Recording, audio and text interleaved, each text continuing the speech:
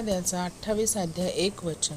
तुझा देव परमेश्वर ह्याची वाणी तू लक्षपूर्वक ऐकशील आणि ह्या ज्या सर्व आज्ञा आज मी तुला सांगतो त्या काळजीपूर्वक पाळशील, तर तुझा देव परमेश्वर पृथ्वीवरील सर्व राष्ट्रांपेक्षा तुला उंच करेल. यस, आमेन. जय ख्रिस्त सर्वांना. कशी आहे माझी यूट्यूब फॅमिली? मी आशा करते तुम्ही सर्वजण सुरक्षित आणि आशीर्वादित असाल येशू मसीहच्या नावाने. हो, परमेश्वराने किती अद्भुत वचन दिलेलं आहे आपल्याला प्रियानो, की परमेश्वराचं वचन काय सांगत आहे की आपण परमेश्वराच्या वाणीकडे लक्षपूर्वक ऐकणं हे खूप महत्त्वाचं आहे.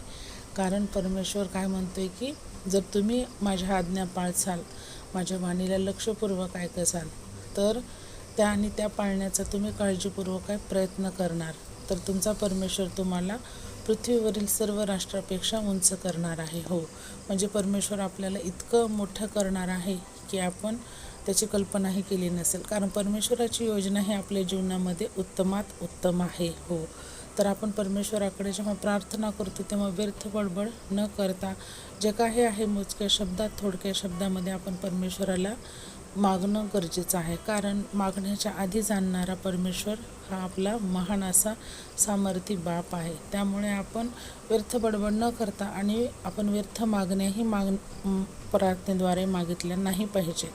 आणि परमेश्वराची जेव्हा आपली प्रार्थना होते तेव्हा आपण आमेन म्हणून तिथून उठणं हे योग्य नाही आहे. कारण आपण तिथे आपण तरी आपलं मागण्या परमेश्वराच्या पुढे मांडतो, पण परमेश्वर आपल्याला काय सांगणार आहे त्याच्या वाणीकडे आपण काय लक्ष देणंही तितकंच महत्त्वाचं आहे.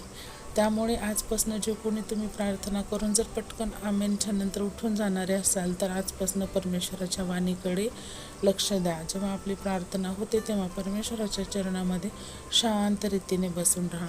तर परमेश्वरही आपल्याला काही बोलणार असेल, काही सांगणार असेल, तर आपल्याला ते आपल्यापर्यंत येण्यास सहायता आणि मदत होईल.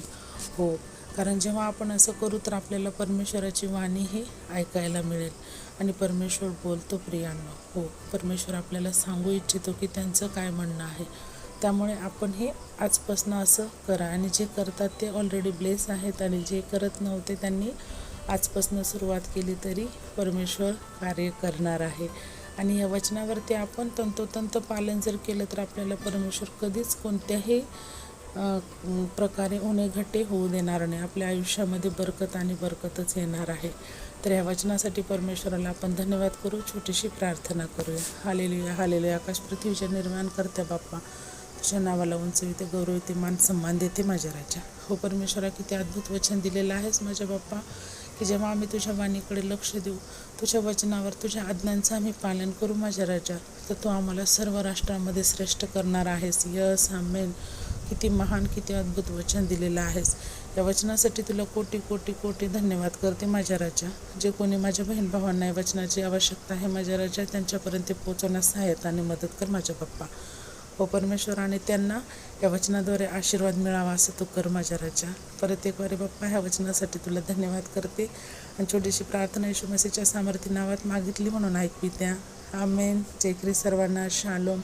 प्रभू येशू मसीहची शांती तुम्हा आम्हा सर्वांसोबत असो. परत एकदा भेटूया अशाच एका अद्भुत वचनासोबत. तोपर्यंत सर्वांना जय ख्रिस्त. Thank you so much.